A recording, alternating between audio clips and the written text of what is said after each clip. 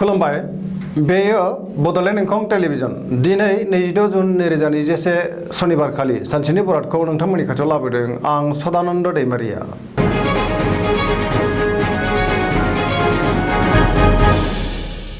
सिगां फरायथिन लादों मेष राशि गिबि हांखो अ ल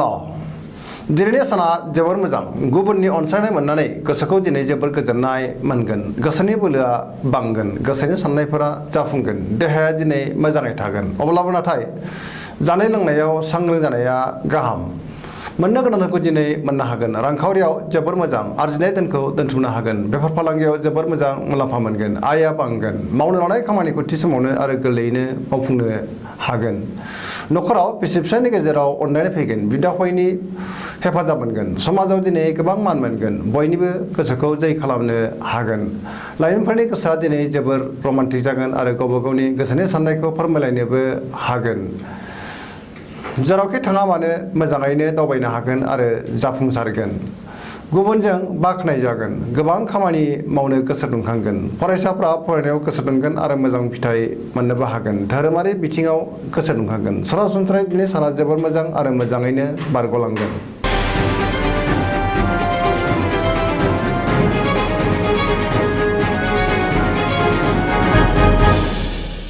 वृश्चिक राशि गिबि हांखो इ उ ब दिनैनि साना मोजां आरो गाज्रिनि गेजेरजों बाबेनलांगोन गोसोखौ जोबोर उसुखुथु मोनगोन सोरबा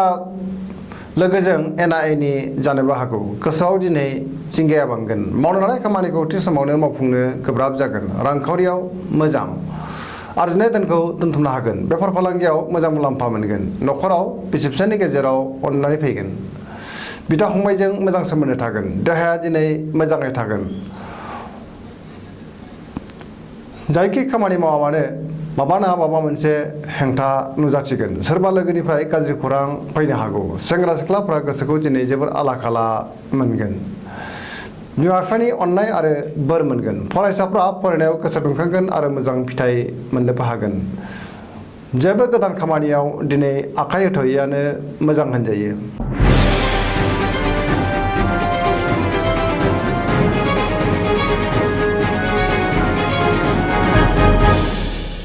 मिथुन राशि गिबि हांखो ख स दिनैनि साना मोजां आरो गाज्रिनि गेजेरजों बाबेनलांगोन गोसोखौ जोबोर उसुखुथु मोनगोन सोरबा लोगोनिफ्राय हरखाबै गाज्रि खौरां मोननो हागौ नेगेटिभ एनार्जिनि गोहोम गोग्लैगोन गुबुना गाज्रि नोजोर होखोमागोन सांग्रां जानाया गाहाम देहाया दिनै बारा मोजां थानाय नङा जानाय लोंनायाव सांग्रां जानायनि गोनांथि दङ रांखावरियाव बारा मोजां नङा नाङा फाङा खरसाया बांगोन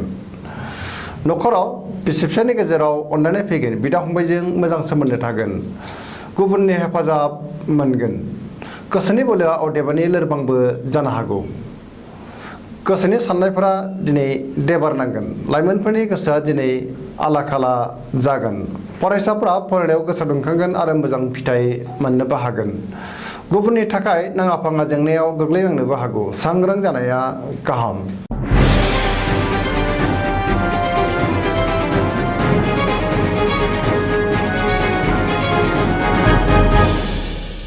कर्कट राशि गिबि हांखो ड ड ह दिनैनि साना जोबोर मोजां गोसोखौ जोबोर गोजोननाय मोनगोन मावनो लानाय खामानिखौ थि समावनो आरो गोरलैयैनो मावफुंनो हागोन पजिटिभ एनार्जिनि गोहोम गोग्लैगोन रांखावरियाव जोबोर मोजां अदेबानि खरसायाबो बांगोन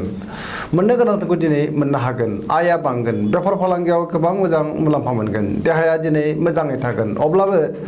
जानाय लोंनायाव सांग्रां जानाया गाहाम गुबुननि हेफाजाब मोनगोन नखराव बिसि फिसायनि गेजेराव अननाय फैगोन बिदा फंबायनि हेफाजाब मोनगोन खाथिनि सोरबा सुबुंजों मोजां सोमोन्दो थागोन फरायसाफ्रा फरायनायाव गोसो दुंखांगोन आरो मोजां फिथाइ मोननोबो हागोन बहानिफ्रायबा मोजां खौरां फैनो हागौ गोसोनि साननायफोरा जाफुंगोन सरासनस्रायै दिनैनि साना जोबोर मोजां आरो मोजाङैनो बारग'लांगोन।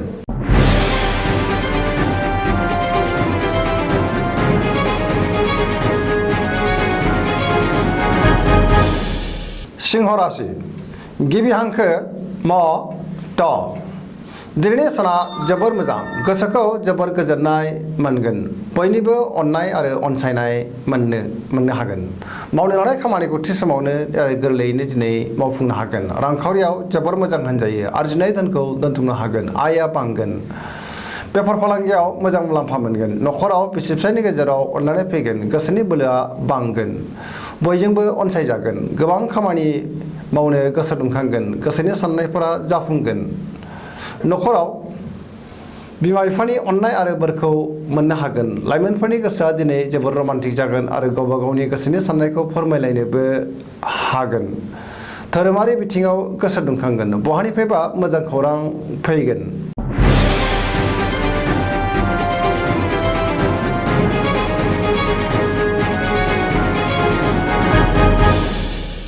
कन्या राशि गिबि हांखो प ट दिनैनि साना जोबोर मोजां बयजोंबो गोरोबनानै खामानि मावनो रोंगोन गुबुनजों मोजां सोमोन्दो लाखिनो हागोन गोसोनि बोलोआ बांगोन गोसोखौ दिनै जोबोर गोजोननाय मोनगोन सोरबा लोगोनिफ्राय मोजां खौरां मोनगोन गोबां खामानियाव मुखुब थागोन गोबां खामानि मावनो गोसो दुंखांगोन गोदान खामानियाव आखाइ होजेननोबो हागोन समाजाव गोबां मान मोनगोन सिगांनि बबेबा आद्रा खामानिखौबो दिनै गोरलैयैनो मावफुंनो हागोन गुबुननि गोसोखौ बोनो हागोन रांखावरियाव जोबोर मोजां अब्लाबो नाथाय खरसायाबो बांगोन बेफार फालांगियाव जोबोर मोजां मुलाम्फा मोनगोन देहाया दिनै मोजाङै थागोन अब्लाबो जानाय लोंनायाव सांग्रां जानायनि गोनांथि दङ न'खराव बयजोंबो अनलायगोन आरो गोरोबनो रोंगोन मावनो लानाय खामानिखौ थि समावनो मावफुंनो हागोन गोसोआ दिनै जोबोर रमान्टिक जागोन बहानिफ्रायबा मोजां खौरां फैगोन फरायसाफ्रा जोबोर मोजां खौरां मोनगोन आरो फरायनायाव मोजां फिथाइ मोननोबो हागोन सरासनस्रायै दिनै साना जोबोर मोजां आरो मोजाङैनो बारग'लांगोन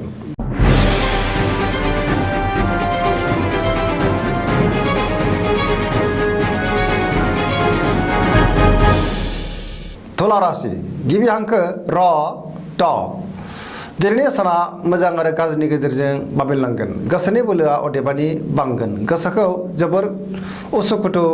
मोनगोन गोसोनि साननायफ्रा अदेबानि देबारबो नांगोन सुथुरखौ फेजेननो गोब्राब जागोन मावनो लानाय खामानिखौ थि समावनो मावफुंनो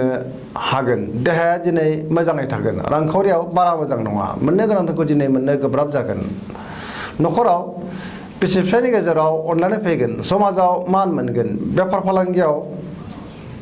गोबां खहा जानांनोबो हागौ सोरबा लोगोनि हेफाजाब मोननो हागोन सोरबा आगुनि लोगोखौ दिनै बहाबा लोगो मोनगोन मावनो लानाय खामानिखौ थि समावनो मावफुंनो गोब्राब जागोन लाइमोनफोरनि गोसोआ दिनै जोबोर रमान्टिक जागोन फरायसाफ्रा फरायनायाव गोसो दुंखांगोन धोरोमारि बिथिङावबो गोसो दुंखांगोन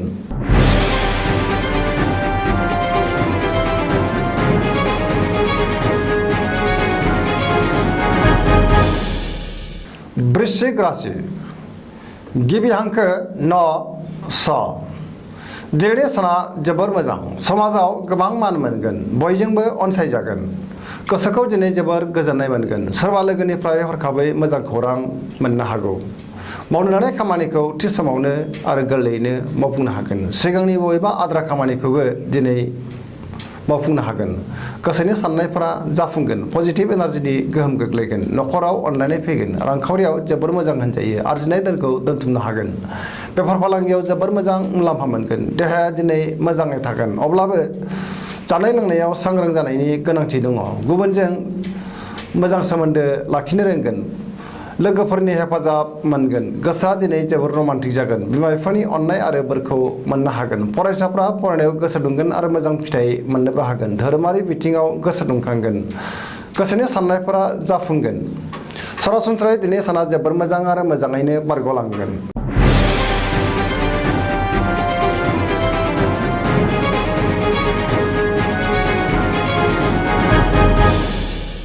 धनु राशि गिबि हांखो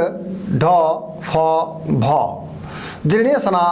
मोजां आरो गाज्रिनि गेजेरजों बाबेनलांगोन गोसोखौ जोबोर गलाय गुजाय मोनगोन सुथुरा बांगोन सोरबा लोगोनि सायाव नाङा फाङा रागा जोंफ्लांनो हागौ मावनो लानाय खामानिखौ मावनायाव माबा ना माबा मोनसे हेंथा नुजाथिगोन गोसोनि साननायफोरा देबोर नांगोन रांखावरियाव बारा मोजां नङा नाङा फाङा खरसाया बांगोन बेफार फालांगियावबो खहा जानांनो हागौ समाजाव मान मोनगोन देहाया दिनै मोजाङै थागोन अब्लाबो जानाय लोंनायाव सांग्रां जानाया गाहाम गोबां रोखोमनि देहायारि जेंनायाव गोग्लैनांनो हागौ नखराव अनलायनाय फैगोन फरायसाफोरा फरायनायाव गोसो दुंखांगोन आरो मोजां फिथाइ मोननो हागोन लाइमोनफोरनि गोसोआ दिनै जोबोर आला खाला जागोन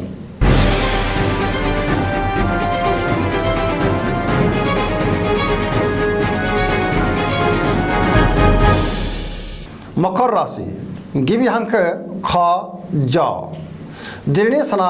मोजां आरो गाज्रिनि गेजेरजों बाबेनलांगोन गोसोखौ जोबोर गुलाय गुजाय मोनगोन गोसोआव जिंगाया बांगोन सोरनिबा थाखाय नाङा फाङा जेंनायाव गोग्लैनांनो हागौ गोसोखौ दिनै गिलुं गिलुं मोनगोन देहाया मोजाङै थागोन अब्लाबो जानाय लोंनायाव सांग्रां जानायनि गोनांथि दङ रांखावरियाव मोजां मोननो गोनांखौ दिनै मोननो हागोन आया बांगोन बेफार फालांगियावबो जोबोर मोजां मुलाम्फा मोनगोन नखराव अननानै फैगोन गोसोनि बोलोआ बांगोन समाजाव मान मोनगोन सोरबा लोगोनिफ्राय हरखाबै मोजां खौरां मोननो हागौ गुबुननि गोसोखौ बोनो हागोन पजिटिभ एनार्जिनि गोहोम गोग्लैगोन लाइमोनफोरनि गोसोआ दिनै जोबोर आला खाला जागोन आरो गोसोखौ जोबोर लोरबां मोनगोन फरायसाफ्रा फरायनायाव गोसो दुंगोन आरो मोजां फिथाइ मोननो हागोन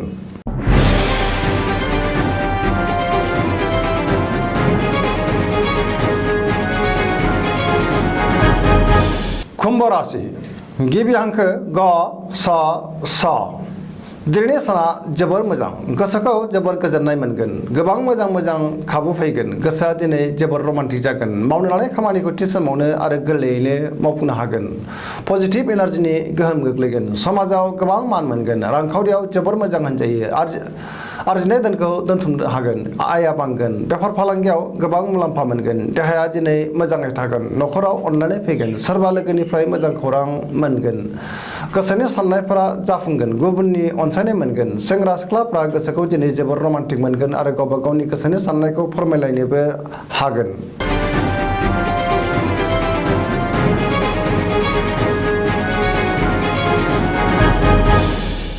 मीन राशि